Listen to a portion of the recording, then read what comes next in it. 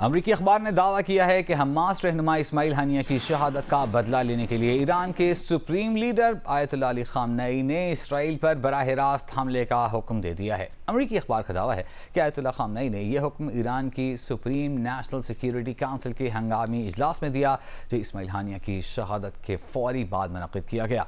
Iran के सदर Masood Pezeshkian ने भी वाज़ेह किया कि उनका मुल्क अपने इलाक़ाई इस्तेहकाम, आबरू, तमकीनत और नामवरी का दिफा करेगा और इसराइल को अपने इस बुज़दिलाना फ़ेल पर पछताना पड़ेगा। इससे पहले शाम में ईरानी सिफारत खाने पर इसराइली हमले के जवाब में ईरान ने अप्रैल में इसराइल पर सैकड़ों मिसाइल दागे थे। ताहम इसराइल और उसके इत्तेहादी ने उनमें से ज़्यादातर को मार गिराया था और उनसे बहुत कम नुकसान हुआ था।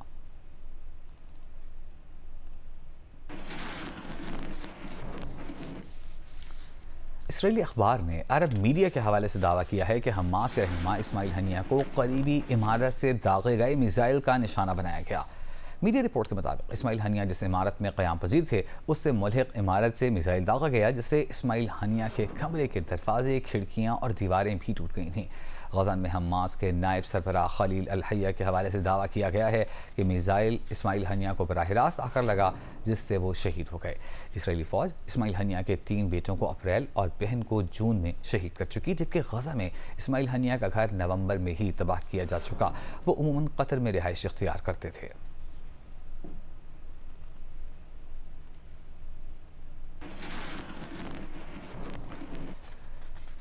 खालिद मशअल या खलील अल हैया को शहीद इस्माइल हानिया की जगह हमास का सरबराह बनाए जाने का इम्कान है।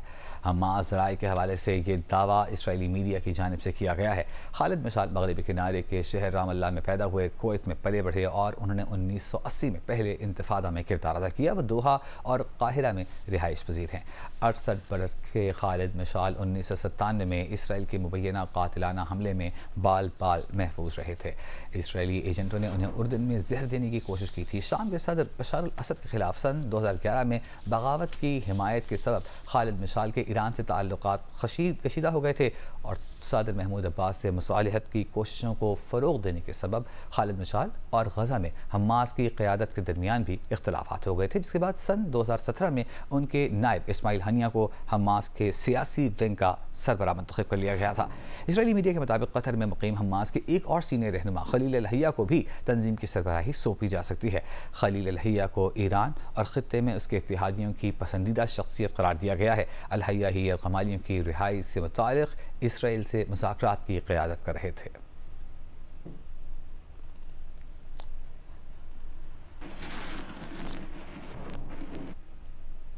इसराइली हमले में शहीद हिज़्बुल्लाह के senior commander Syed Fuad Ali शुक्र की नमाज़ जनाजा आज अदा की जाएगी। तदफीन के मौके पर हिज़्बुल्लाह के सरबराह सैयद हसन नसरुल्लाह खिताब करेंगे।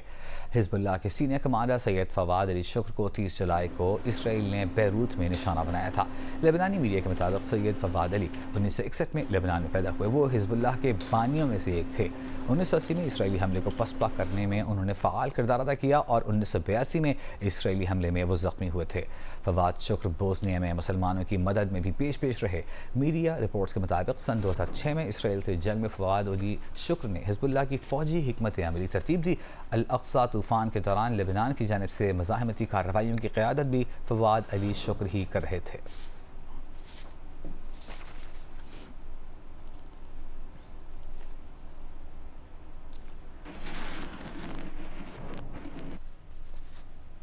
और पेट्रोलियम मसनूआत के हवाले से आपको अपडेट करें। वज़ीर आज़म ने पेट्रोलियम मसनूआत की कीमतों में कमी की मंजूरी दे दी है।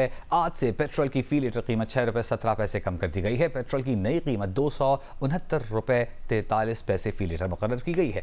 डीजल की फ़ी लीटर कीमत में 10 रुपये 86 पैसे की कमी करके नई कीमत 272 रुपये 77 पैसे मुकर्रर की गई है। मिट्टी के तेल की कीमत में भी 6 रुपये 32 पैसे की कमी की गई है। मिट्टी के तेल की नई कीमत 177 रुपये 39 पैसे मुकर्रर की गई है। लाइट स्पीड डीजल की कीमत 5 रुपये 72 पैसे फ़ी लीटर कमी के बाद 160 रुपये 53 पैसे मुकर्रर की गई है। वज़ीर आज़म की मंजूरी के बाद वज़ारत ख़ज़ाना ने बाज़ाबिता नोटिफिकेशन जारी कर दिया है।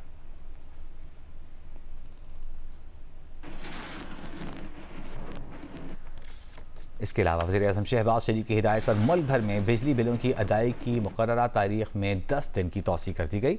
पावर डिवीज़न के एलामिया के मुताबिक वज़ीर-ए-आज़म की हिदायत पर पावर डिवीज़न ने बिजली तकसीम कार कंपनियों को अहकामात जारी कर दिए हैं। जुलाई और अगस्त के बिलों की अदायगी की मुकर्ररा तारीख में 10 दिन की तौसीह कर दी गई है। एलामिया के मुताबिक वज़ीर-ए-आज़म ने बिजली सारिफीन की मुश्किलात के पेश नज़र ये हिदायत जारी की हैं।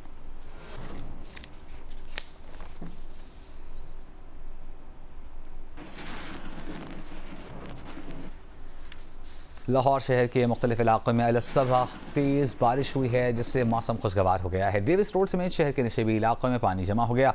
ट्रैफिक की रवानी मुतासर है। सबसे ज़्यादा बारिश लक्ष्मी चौक में 153 मिलीमीटर, जबकि जेल और एयरपोर्ट के अतराफ में 144 मिलीमीटर रिकॉर्ड की गई। बारिश के बाद लाहौर के मुख्तलिफ शहरी इलाकों में बिजली की फराहमी मुअत्तल हो गई। जिनके नुमाइंदे सोहेल इमरान मज़ीद तफसील से आगाह कर रहे हैं। जी, इस वक्त लाहौर में हल्की बारिश का सिलसिला जारी है। गहरे बादल छाए हुए हैं और किसी भी वक्त एक मरतबा फिर मूसलाधार बारिश का सिलसिला शुरू हो सकता है। आज 4:45 बजे मूसलाधार बारिश का सिलसिला शुरू हुआ था, जो तकरीबन 1.5 घंटा मुसलसल जारी रहा, जिसकी वजह से बहुत ज़्यादा पानी खड़ा है। और महकमा मौसमियात ने अभी भी पेशगोई यही की है कि बारिश का ये सिलसिला जारी रहेगा। लाहौर में इस वक्त अर्बन फ्लडिंग का सामना है। डेविस रोड पर आप मनाजर भी देख रहे होंगे कि किस तरह वहाँ पर पानी खड़ा है। ये लाहौर की सिर्फ एक सड़क है जो आप देख रहे हैं, लेकिन इसके साथ साथ जो दूसरे एरियाज़ हैं वहाँ पर भी इसी तरह पानी जमा है। सबसे ज़्यादा बारिश जो है वो महकमा मौसमियात की जानब से जो एक रिकॉर्ड पेश किया गया है वो एयरपोर्ट की जानब है, जो कि 274 मिलीमीटर बारिश रिकॉर्ड की गई है। इसी तरह कर्तबा चौक, माल रोड, ये वो इलाके हैं जहाँ पर बहुत ज़्यादा बारिश रिकॉर्ड की गई है। जी, सोहेल इमरान तफसीलात से आगाह कर रहे थे। कराची के इलाकों आई चंद्रीगढ़ रोड, सदर और अतराफ में रात के बाद सुबह से ही बारिश का सिलसिला जारी है। कराची शहर में कहीं हल्की और कहीं तेज़ बारिश हो रही है। पीपल्स चौरंगी, न्यू एमेजना रोड पर बूंदाबांदी हो रही है। एम्प्रेस मार्केट और पासपोर्ट ऑफिस के करीब बारिश का पानी जमा हो गया है। शहर के मुख्तलिफ हिस्सों में बारिशों की इत्तलात मिल रही हैं। आज सुबह कराची के इलाके गुलशन इकबाल, शाह फैसल, शाह फैसल कॉलोनी, गुलिस्तान जौहर और इससे मुल्हिका इलाकों में बारिश हुई। पीपल्स चौरंगी, न्यू एमेजना रोड पर इस वक्त बूंदाबांदी हो रही है। लाहौर में मूसलाधार बारिशों के बाद अस्पतालों के इमरजेंसी में भी पानी दाखिल हो गया है। इस पर बात करेंगे नुमाइंदा जी न्यूज़ उम्मे फरवा हमारे साथ मौजूद हैं। उम्मे फरवा, क्या सूरत हाल इस वक्त लाहौर में अस्पतालों की इमरजेंसीज में? जी, मुसलसल लाहौर में ना 3 घंटे से बारिश हो रही है और उस 3 घंटे की बारिश की वजह से जो नशेबी इलाके हैं उनमें तो पानी आया ही है, घरों के अंदर भी पानी आ चुका है। लेकिन देखने में ये आ रहा है कि जो नई सर्विसेज हॉस्पिटल की इमरजेंसी बनाई गई थी, रीवैम्पिंग की गई थी, उसके बाद से इमरजेंसी के अंदर पानी भर गया और पानी जो है, चूंकि बारिश बहुत ज्यादा हो रही है तो पानी उसमें भरता ही जा रहा है। और देखने में ये आ रहा है कि जो जाहिर मरीज है इमरजेंसी में आ रहे हैं उनकी ट्रीटमेंट जो है वो बहुत ज्यादा मुतासर हो रही है। अब मरीज जो है उनके बेड जो है वो भी पानी में है, डॉक्टर जो है वो भी पानी में है और लवाहिकीन भी।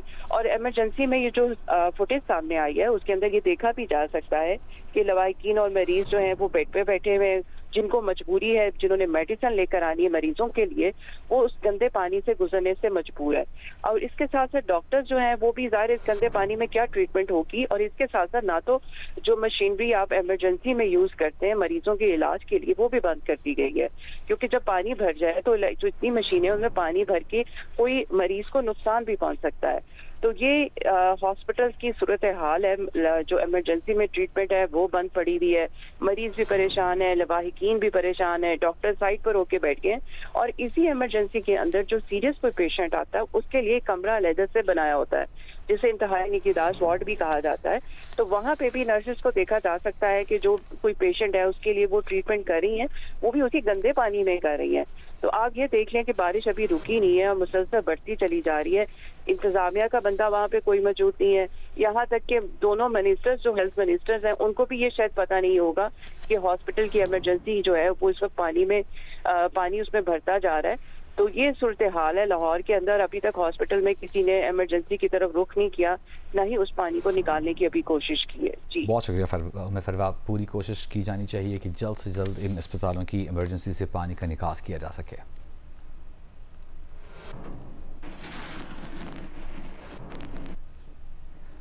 हंगुम इलाका तोरोड़ी में FC चेक पोस्ट पर दहशतगर्दों की फायरिंग। पुलिस के मुताबिक फायरिंग से FC एहलकार रियाज शहीद हो गया, हमलावर फरार हो गए। हंगुम इलाका तोरोड़ी में FC चेक पोस्ट पर दहशतगर्दों की फायरिंग से पुलिस के मुताबिक फायरिंग से FC एहलकार रियाज शहीद हो गया, हमलावर फरार हो गए।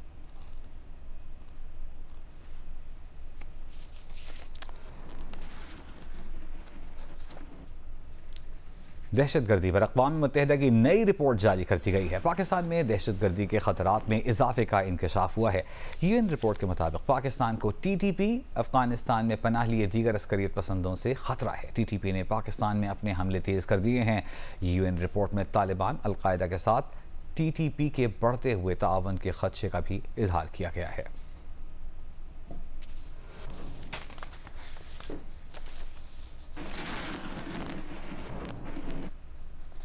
पाकिस्तान ने दहशतगर्दी में मुलविस 2 तंजीमों को कलअदम करार दिया है। कलअदम करार दी जाने वाली तंजीमों में हाफिज गुल बहादुर ग्रुप और मजीद ब्रिगेड शामिल हैं। वजारत दाखिला की मंजूरी के बाद दोनों जमातों को नेक्टा ने कलअदम जमातों की फहरिस्त में डाल दिया। दोनों जमातों को 2 साल तक निगरानी के बाद कलअदम करार दिया गया है।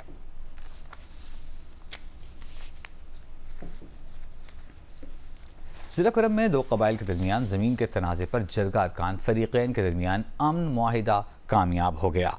डिप्टी कमिश्नर जावेदुल्लाह महसूद के मुताबिक फरीक़ैन ने 2 माह के लिए आर्जी फायरबंदी के मुआहिदे पर दस्तखत कर दिए हैं। ज़िला कुरम में 2 कबाइल के दरमियान ज़मीन के तनाज़े पर जरगा हुआ। जरगा अरकान और फरीक़ैन के दरमियान अमन मुआहिदा कामयाब हो गया है। डिप्टी कमिश्नर जावेदुल्लाह महसूद के मुताबिक फरीक़ैन ने 2 माह के लिए आर्जी फायरबंदी के मुआहिदे पर दस्तखत किए।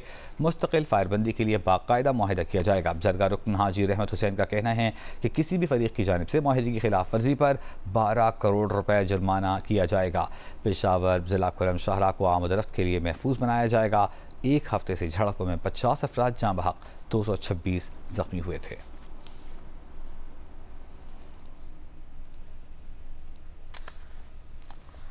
वज़ीर दिफा ख्वाजा आसिफ ने इंकशाफ किया है कि अप्रैल 2019 में जनरल फैज़ हमीद ने जनरल बाजवा के ससुर के घर पर उनसे मुलाकात की और पूछा कि आप जनरल बाजवा को तौसी दे रहे हैं या नहीं। ख्वाजा आसिफ के मुताबिक उन्होंने कहा कि हम बानी PTI से बिल्कुल तंग आ गए हैं। आप जून तक पंजाब की हुकूमत लें और दिसंबर में वफाकी हुकूमत ले लें। यूनिस के प्रोग्राम आज शाहज़ेब खानज़ादा के साथ में गुफ्तगू करते हुए ख्वाजा आसिफ ने कहा कि बानी PTI को लगता है कि सुप्रीम कोर्ट में क़यादत की तब्दीली के बाद वो हुकूमत में आ जाएंगे। ये उनकी ख़याम ख्याली है। उन्होंने पाँव पकड़ने ही पकड़ने हैं।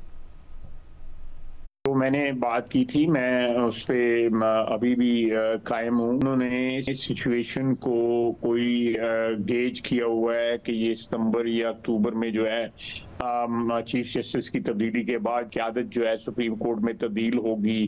फिर क़यादत जो है वो इस फैसले में जो मेजॉरिटी है उसके पास क़यादत चली जाएगी और फिर मेरे हक में फैसले आएंगे। ये खाम ख्याली है, वो पकड़ने ही पकड़ने हैं। इसने ये अंदर बैठ के जो है इस तरह की काइट फ्लाइंग कर रहे हैं ताकि लोगों की पोजीशन एम्बेरस हो और मेरे लिए वापसी के रास्ते हर वक्त खुले रहें।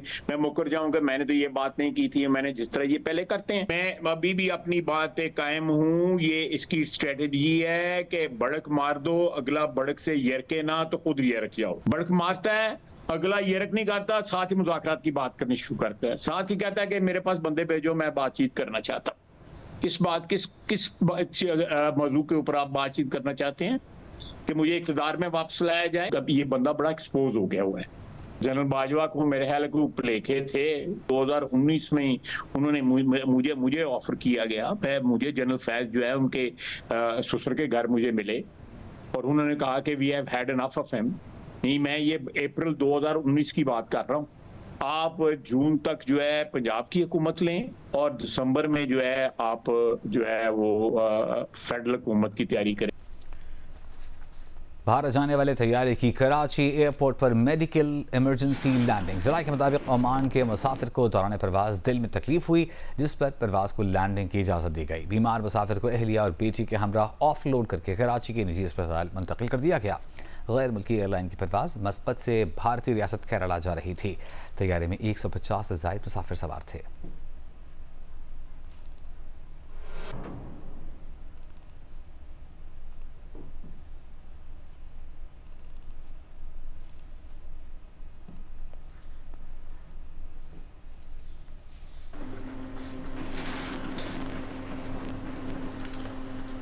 और अब लाहौर में वक्फे से बारिश के हवाले से आपको फिर तफसील दें कि महकमा मौसमियात बता रहा है कि लाहौर एयरपोर्ट पर सबसे ज़्यादा बारिश 337 मिलीमीटर रिकॉर्ड की गई है। महकमा मौसमियात का बताना है कि नेस्टर टाउन में 250 मिलीमीटर बारिश रिकॉर्ड की गई है। मानसून बारिशों का सिलसिला 6 अगस्त तक जारी रहने का इम्कान जाहिर किया गया है। महकमा मौसमियात की जानिब से लाहौर एयरपोर्ट पर सबसे ज़्यादा 337 मिलीमीटर बारिश रिकॉर्ड की गई। महकमा मौसमियात के मुताबिक नेस्टर टाउन में 250 मिलीमीटर, जबकि इसके अलावा बताया जा रहा है कि मानसून बारिशों का ये सिलसिला 6 अगस्त तक जारी रहेगा। आपसे कुछ देर पहले हमारी नुमाइंदा उम्मे फरवा में बता रही थी कि लाहौर के मुख्तलिफ इलाकों में रात से ही तेज़ बारिश का 3 घंटे से ये सिलसिला जारी है, जिसके बायस इस वक्त मुख्तलिफ इलाकों में पानी जमा हो गया है और लोगों को मुश्किलात का सामना करना पड़ रहा है। अस्पताल के हवाले से हमें बता रही थी कि अस्पताल की इमरजेंसी में भी पानी दाखिल हो गया है और मरीज़ों को, डॉक्टर्स को, तीमारदारों को मुश्किलात का सामना है।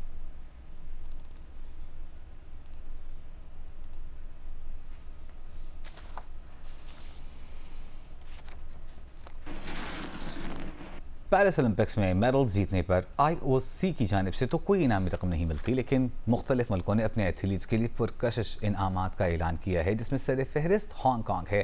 हांगकॉन्ग के एथलीट्स को गोल्ड मेडल जीतने पर पाकिस्तानी करेंसी के मुताबिक 21 करोड़ रुपए मिलेंगे। पेरिस में खिलाड़ियों के दरमियान मेडल्स की जंग जारी है और इस जंग में प्लेयर्स के हौसले बुलंद रखने के लिए मुख्तलिफ मुल्कों ने अपने अपने एथलीट्स के लिए इनामात का ऐलान किया है।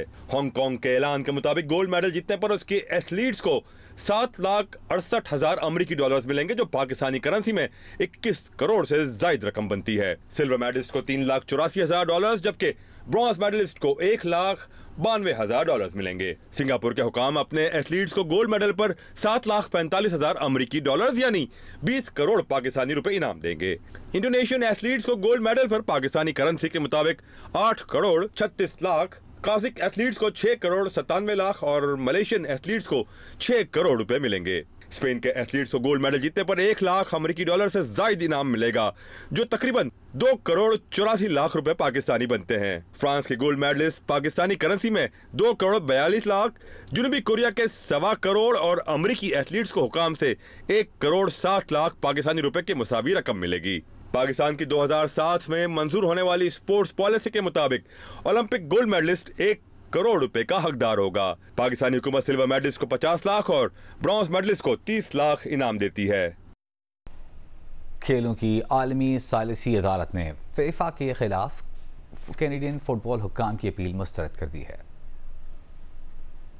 फीफा ने हरीफ टीम न्यूजीलैंड की तैयारियों की जासूसी के लिए ड्रोन इस्तेमाल करने पर ओलंपिक्स वुमेन फुटबॉल इवेंट में कनाडा की टीम के 6 पॉइंट्स काटे थे। कनाडा ने फीफा के फैसले के खिलाफ CAS में अपील की थी। अपील में कैनेडियन फुटबॉल हुक्काम ने पॉइंट्स की कटौती, मनसूख या सजा में नरमी चाही थी।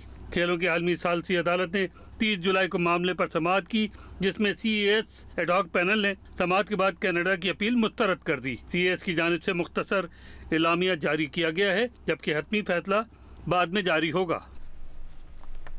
पाकिस्तान क्रिकेट टीम के साबिक कप्तान वक़ार यूनुस ने तकरीरी को यूनुस खान ने वक़ार यूनुस की तकरीरी को अच्छा फैसला करार दिया है। यूनुस खान ने कहा है कि वक़ार यूनुस तजर्बेकार क्रिकेटर हैं, उनके आने से तब्दीली आएगी। उन्होंने कहा कि पाक भारत क्रिकेट सीरीज़ होनी चाहिए। वो लियारी टाउन के तहत शुरू होने वाली शजरकारी मुहिम की इफ्तिताही तकरीब में शिरकत के बाद मीडिया से गुफ्तगू कर रहे थे। अच्छा साइन है, अच्छा साइन इस हिसाब से है कि अगर मैं वकार यूनुस की बात करूं तो एक लेजेंडरी बॉलर रहे हैं, कैप्टन रहे हैं। देखिए वकार भी के पास ये मौका है कि वो जो मसले मसाइल हैं, जो नीडफुल जो काम होने हैं, उनको अगर मौका मिलता है, उनको वैसी पावर मिलती है, वो डिलीवर करते हैं, तो मेरे ख्याल से देखें पाकिस्तान की क्रिकेट चेंज हो सकती है। वो पॉइंट्स पे काम करें जो नीडफुल है। अब अगर मैं बात करूँ, देखिए बड़ा ईजी है कि टीम में ग्रुपिंग है, टीम में प्लेयर नहीं खेलना चाह रहे हैं, अपने लिए सेल्फिश खेलते हैं, ऐसा नहीं है।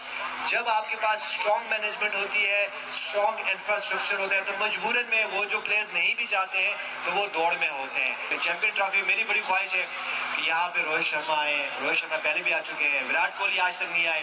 विराट कोहली आए और यहाँ पे आके परफॉर्म करें और हम सब उनको लाइव देखें। हम बाजू ठीक है, पॉलिटिक्स है, बहुत स्ट्रॉन्ग पॉलिटिक्स है पाकिस्तान की भी और इंडिया की भी, और बाजू का मसले मसाइल होते हैं, लेकिन प्लेयर्स को बिल्कुल न्यूट्रल होना चाहिए और जब भी मौका मिले इंडिया पाकिस्तान है और पाकिस्तान को इंडिया जाना चाहिए। अमरीका में 11 सितंबर के हमले में मुबैना तौर पर मुलव्वस खालिद शेख मोहम्मद समेत 3 मुल्ज़िमान ने अमरीकी फ़ौज से समझौता कर लिया है, जिसके तहत तीनों मुल्ज़िमान को सज़ाए मौत नहीं दी जाएगी। अमरीकी मीडिया के मुताबिक खालिद शेख मोहम्मद, वलीद मोहम्मद सालेह, मुबारक बिन आतिश और मुस्तफ़ा अहमद आदम गुआंतानामो बे जेल में अगले हफ्ते तक बाज़ निस्बतन कम संगीन इल्ज़ामात का इतराफ़ करेंगे, ताहम समझौते की तफ़सीलात ज़ाहिर नहीं की गईं। खालिद शेख मोहम्मद को 1 मार्च सन 2003 में पाकिस्तान से गिरफ्तार किया गया था। खालिद शेख मोहम्मद और कई दीगर मुल्ज़िमान पर 11 सितंबर में मुलव्वस होने के इब्तिदाई इल्ज़ामात सन 2008 में आयद किए गए थे।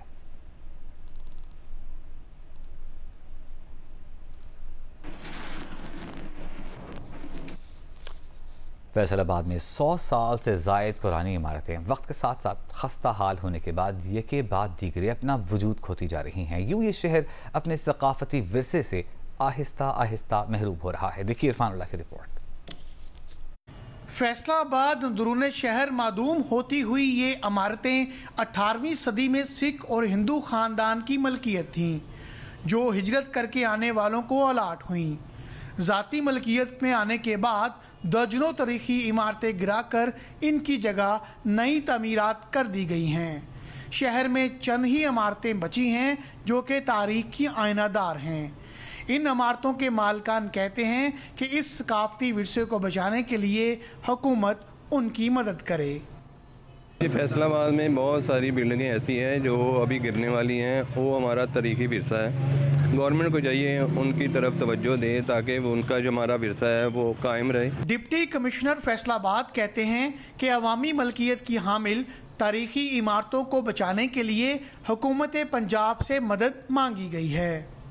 हमने गवर्नमेंट को प्रपोजल दी है कि अगर जिस तरह लाहौर के अंदर अंदरून शहर को किया गया है, इस तरह अगर इस एरिया को भी प्रोटेक्टेड डिक्लेयर कर दिया जाए और उनको किया जा सके उसके अंदर, तो उस हवाले से हमारी जो है वो इंशाल्लाह वॉल सिटी लाहौर के साथ जो है वो बातचीत जारी है।